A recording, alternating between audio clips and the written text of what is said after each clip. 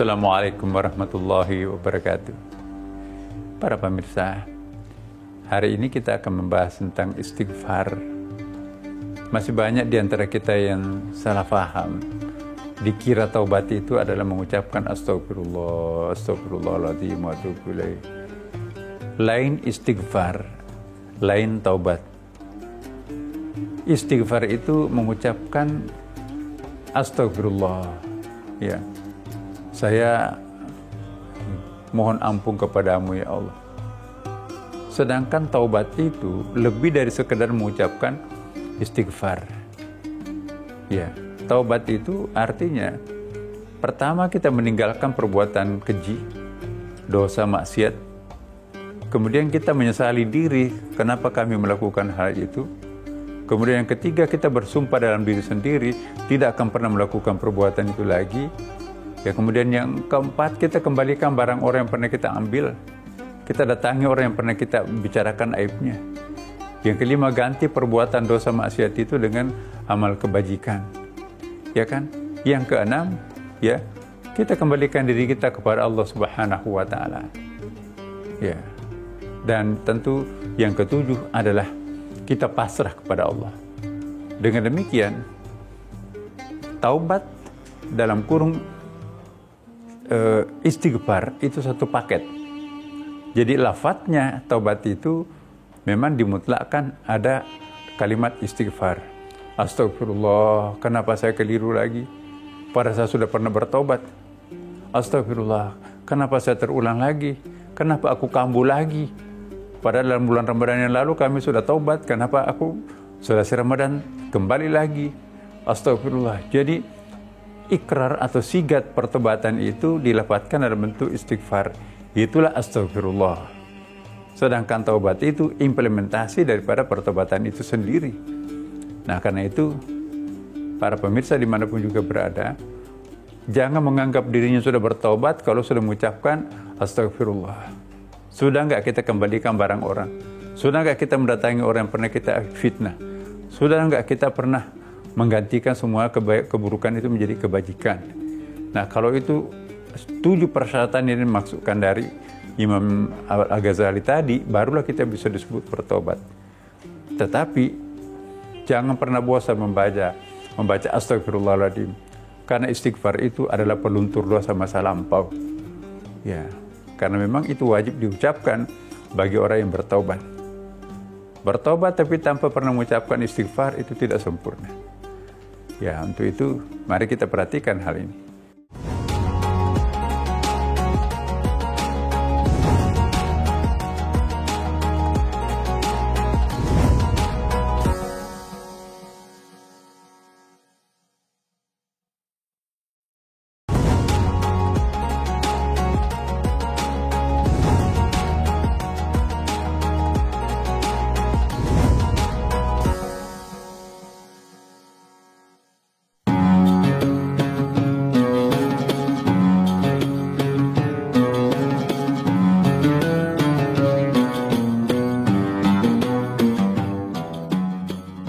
Para pemirsa, apa yang kita harus lakukan pada saat kita sedang beristighfar? Istighfar yang sempurna ialah kalau memang tergantung dosanya. Kalau dosa kita itu besar, apalagi dosa itu bertubi-tubi, apalagi dalam satu kesempatan yang sama itu dosanya murakab, berlipat-lipat ganda. Sudah berzina, yang dizinahi adalah suaminya orang atau istrinya orang, ya, dalam keadaan memperkosa, habis itu dibunuh. Masya Allah, Masya Allah. Nah, bagaimana caranya melakukan pertobatan pada saat kita baru melakukan dosa besar? Tidak cukup hanya dengan membaca astagfirullah, no.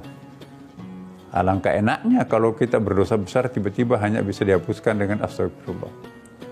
Kita dianjurkan juga oleh Imam Al-Ghazali, pertobatan yang sempurna itu, kalau memang mau perfectnya, diawalilah dengan mandi taubat. Sunat, salat sunat taubat. Jadi mandi taubat itu ya tentu saja mandi bersih ya, seperti mandi junub. Kemudian kita sholat 2 rakaat, sholat sunat taubat. Kemudian kita ucapkan istighfar 100 kali minimum ya. Kemudian kita bersumpah dalam diri kita sendiri tidak akan pernah mengulangi perbuatan ini lagi ya. Lalu kita mengganti semua keburukan-keburukan yang ada itu dengan kebajikan. Kita lagi rajin bersedekah, mendatangi fakir miskin, mendatangi anak yatim piatu, yang memberikan beasiswa kepada mereka yang memerlukannya. Ya kalau kita punya kemampuan. Ya. Kemudian tentu jangan pernah berhenti untuk melafadzkan istighfar. Ya. Nah, kita dianjurkan oleh Rasulullah untuk beristighfar 100 kali. Aisyah pernah menegur Rasulullah, kenapa kamu beristighfar terus? Kamu kan dijamin tidak berdosa. Apa kata Rasulullah? Afalam akuna abdan syakura? Apakah aku tidak termasuk hamba yang bersyukur? Jadi istighfar itu bukan hanya dilakukan karena kita melakukan dosa. Istighfar itu juga berfungsi sebagai tanda syukur kehadirat Allah Subhanahu wa taala.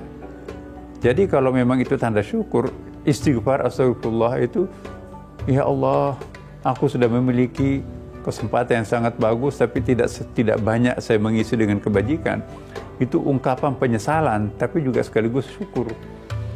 Astagfirullah, masih banyak orang yang tidak mau bertobat, tapi alhamdulillah Engkau berikan aku petunjuk seperti ini. Jadi istighfar itu banyak sekali manfaatnya dalam kehidupan ini. Ya, kita akan meringankan beban hidup dan juga nanti keluarga kita akan mencontoh kita. Saya kira tidak akan pernah kita rugi kalau kita senantiasa menggaungkan astagfirullahaladzim.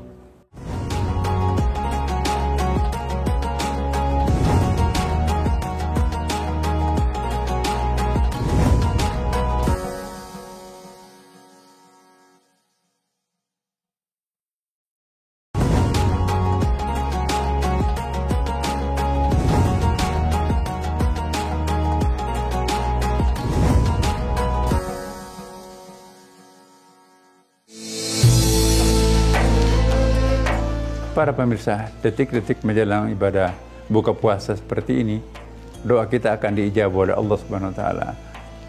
Ya, karena itu mari kita berdoa semoga puasa kita dan amalia Ramadan kita yang kita lakukan terutama pada siang hari ini diijabah Allah Subhanahu wa taala.